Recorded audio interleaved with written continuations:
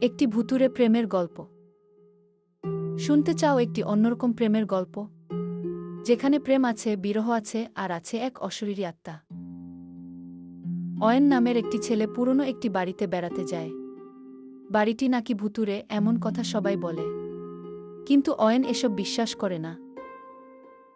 একদিন রাতে অয়ন বারান্দায় দাঁড়িয়েছিল, তখনই তার সাথে দেখা হয় মায়াবতীর।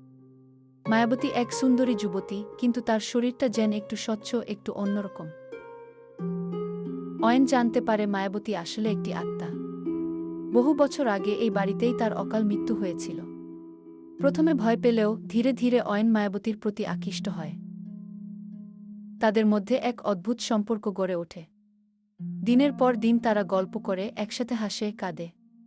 অয়ন বুঝতে পারে সে মায়াবতীকে ভালোবেসে ফেলেছে। কিন্তু তাদের এই প্রেম চিরস্থায়ী নয়। মায়াবতীর আত্মা ধীরে ধীরে দুর্বল হয়ে যাচ্ছে। একদিন মায়াবতী জানায় তাকে চিরতরে চলে যেতে হবে। অয়ন ভেঙে পড়ে। সে মায়াবতীকে ছাড়া বাঁচতে পারবে না। মায়াবতী অয়নকে বলে, আমাকে মনে রেখো, তাহলেই আমি বেঁচে থাকব। যদি এই প্রেমের গল্পটি ভালো লেগে থাকে, তাহলে লাইক করুন, কমেন্ট করে আপনার মতামত জানান, আর বন্ধুদের সাথে শেয়ার করতে ভুলবেন না। এমন আরও গল্প শুনতে আমাদের চ্যানেলটি সাবস্ক্রাইব করুন।